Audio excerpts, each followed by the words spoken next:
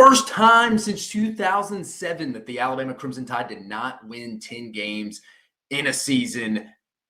Hey, how much better can the Crimson Tide get? And hey, I think it's pretty important for a big year two for Kalen DeBoer and Alabama heading into 2025. But I am Dave Shumate, one of your head analysts, lead college football guys here at the SEC Unfiltered channel, guys. We're back into football action. Full grain, full go, guys. But I'm here to start off the series with 3 reasons why every team will be better in 2025.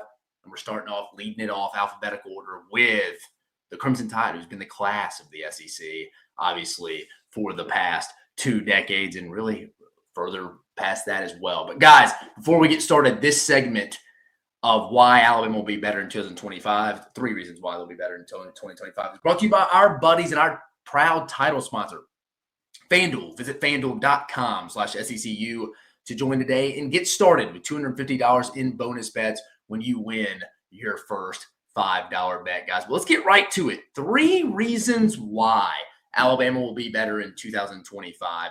Second year under new head coach, new era of Alabama football in Kalen DeBoer. Again, it's always interesting how people interpret these, because I think if Cole did a different 3 reasons why Team X will be better in 2025, if Chris did it, everybody kind of interprets it different. I'm sure you as the fans interpret it different. So let's get started. Number 1, I think more consistency on offense. And again, it's easy. The low-hanging fruit is Jalen Milroe, the lack of consistency for the 2024 Alabama offense. And that's absolutely true. 2 things can be true at once. Jalen Milroe was a prime reason why Alabama was so Jekyll and Hyde. I mean, the Georgia game was a prime example. The first half, that was the Alabama offense in a nutshell. Probably the most dominant half I've seen Alabama against another quality competition, another quality team, a competitor in Georgia, was that first half in Tuscaloosa last year. Then the second half, it was almost the opposite end of the spectrum from a negative standpoint. It was just, that's how bad it was, or I should say inconsistent for the offense. And it wasn't just Jalen Milroe. It was the offensive line. Caden Proctor didn't participate in spring. You could tell that was a big impact for that offensive line. And Coach Cap, Alabama's offensive line coach, going into his second year. The offensive line, Robbie Hoots was awesome at times, but he had some inconsistencies. C.J. Dupree as well. The wide receivers, about midway through the year, Ryan Williams went a little MIA. The most consistent receiver for Alabama in 2024 was Jeremy Bernard. Again, 2 of the more consistent guys in Alabama's offense last year were 2 Washington transfers that knew Kalen DeBoer, knew what that staff wanted. Parker Brailsford at the center spot, and like I mentioned, Jeremy Bernard, who was the most consistent receiver from game 1 through game 13 for him last year. Running backs were a little inconsistent as well. You lose Justice Haynes, you get Jam Miller back. But everyone across the board had their inconsistencies. Even the play caller, Nick Sheridan, who, remember, they brought Ryan Grubb in. He was there for a month, decided to stay in Seattle, give the NFL a shot. But it kind of just seemed like he could never get off to anything consistent at all. And again, I invite everybody to go back and watch the Georgia game. That's just this offense in a nutshell last year. But I think it'll be more consistent this year because they got 60% of the offensive line back. You got Caden Proctor, who has a spring with Coach Cap, new OC Ryan Grubb. You got Jaden Roberts at the right guard spot, who, when he's 100% healthy, I think he's one of the best guards in the league. You got Parker Brailsford at center. So you got your left tackle, right guard, center back. Just got to figure out that left guard spot, who I think is going to be Cam Dewberry, who has some starts in this league coming over from Texas A&M.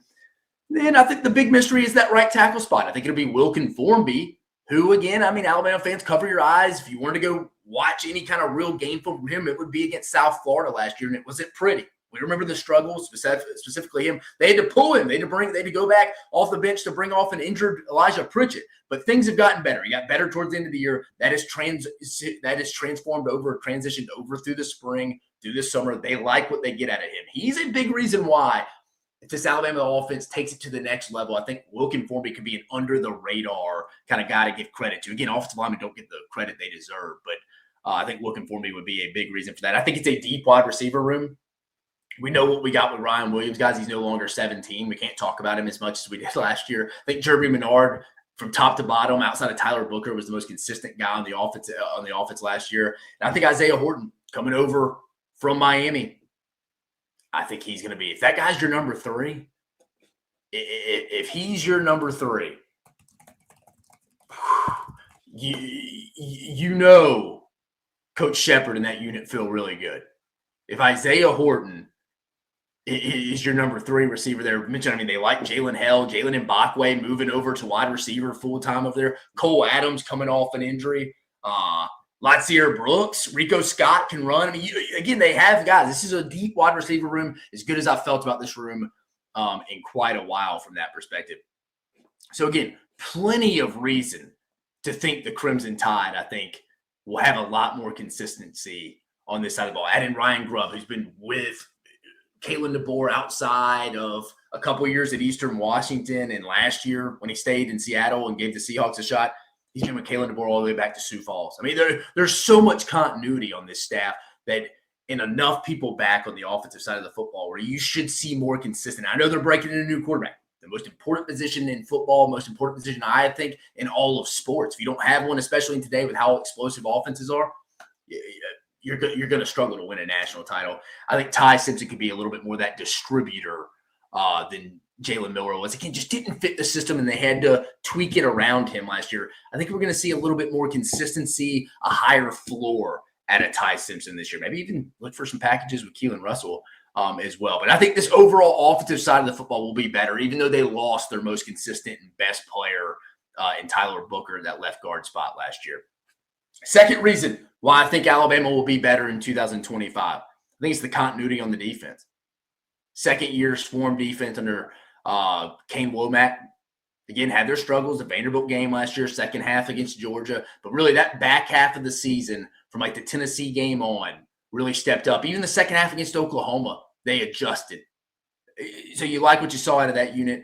Defensive line returned 4 to their top 5 contributors. We know LT Overton due for a breakout season. Quay Russaw, Jamarian Latham all on the outside. You got James Smith, Tim Keenan on the inside. Kelby Collins coming over from Florida. The Alabama player, Gardendale native coming back to the Yellowhammer State. See what he can do. Jeremiah Beeman is another guy I've heard a lot of good things about. I think the second level at linebackers, it could have been really bad. If Deontay Lawson decided he wasn't coming back after the ACL injury he sustained in the first half against Oklahoma, you get Justin Jefferson, I believe, is coming back because he got that JUCO year. If you don't have him coming back, woo. And then they brought in Nikhil Green, a Colorado transfer, who had some production as well. So you feel really good about that unit. But if you would have lost Deontay Lawson and Justin Jefferson along with Jahad Campbell, who you'd already lost, it had been about as thin as I remember the second level of an Alabama defense being in a long time. But that's not the case. You got Deontay Lawson back, Justin Jefferson off the JUCO year back. And like I said, you brought in a great addition. If he's your number 3 backer, Nikhil Green, who has production at Colorado at the Power 4 level, you got to love what you're seeing from that perspective. I think the secondary is as deep as any secondary unit in the country. And I mentioned offensively, explosive plays, limiting team to explosive plays.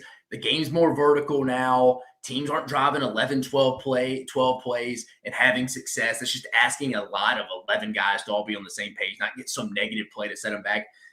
You got to have depth in the secondary now because it's going to be tested because people are trying to score from far. Alabama's got it better than anyone. I think they got the best secondary in the sport heading in to the 25 season right now. We know Damani Jackson missed a lot of the spring, but started last year. That allowed true freshman Dijon Lee to come in and pick up some meaningful reps. We know about Xavier Brown last year.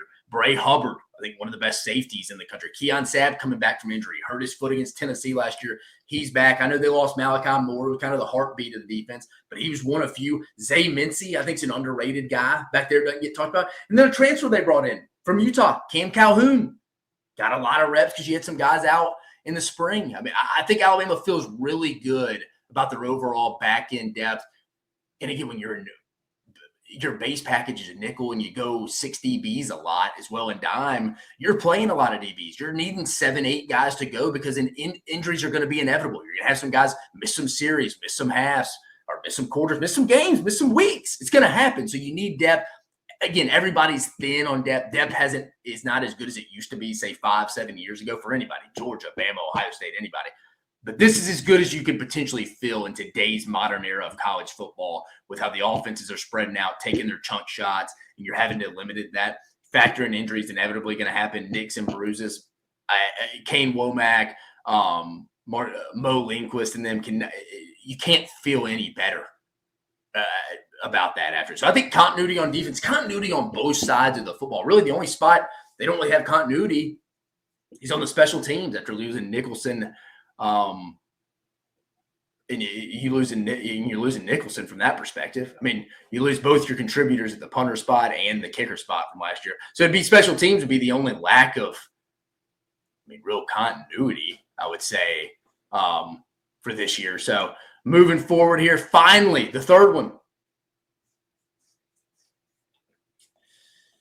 I'm going to go, this is the easy answer here, but I think it's just knowing the lay of the land better. Second year.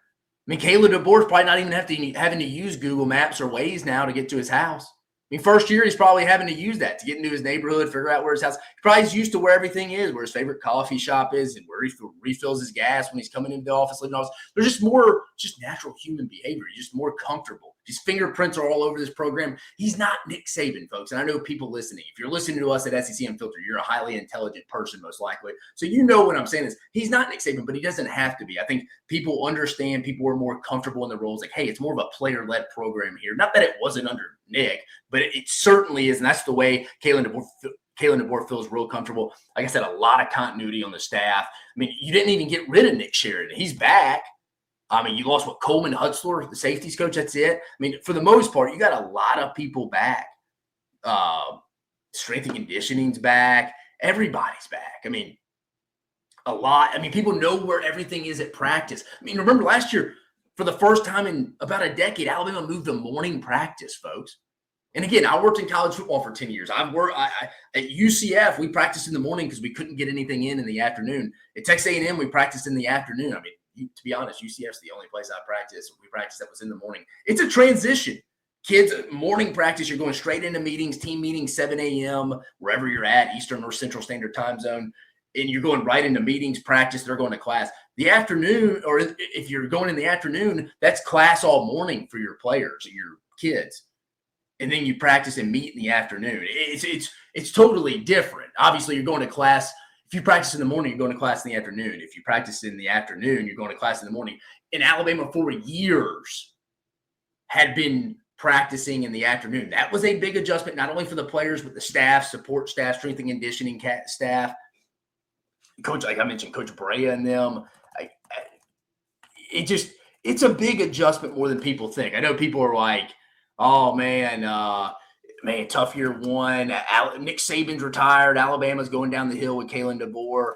It's just that's not the case, guys. Again, I know it's easy to say that. And I know Coach Ballou and his whole staff at Alabama, David Ballou, the strength and conditioning coach, got retained and stuff like that. But even they had to adjust to what Kalen DeBoer wanted from Nick Saban. Because remember, Coach Ballou and them they were retained from Nick Saban's staff. So it's an adjustment for everybody, guys. And I'm telling you, 365 days of that, it makes a big difference. And you're going to have to give up a little bit that first year just to keep the foundation of your program going. And again, Kalen DeBoer, he inherited a program that just finished fourth in the country, won the SEC, and lost to the college football playoff semifinal. It's not like he took over a bad program where you can come in and be like, y'all were doing that? Well, you better listen to me because what y'all were doing wasn't working. That wasn't the case for Kalen DeBoer. What Nick Saban was obviously doing was working for 2+ decades, going back to what he did at LSU, certainly at Alabama. We all know that. So just not a lot of people have had to go figure that out because you're taking over a program that has had so much success. You got the players that are 75% of that team's going to be looking at you like, what do you know, dude? We just won the SEC and you're coming in here telling us we need to do certain things different. We're changing things. Why?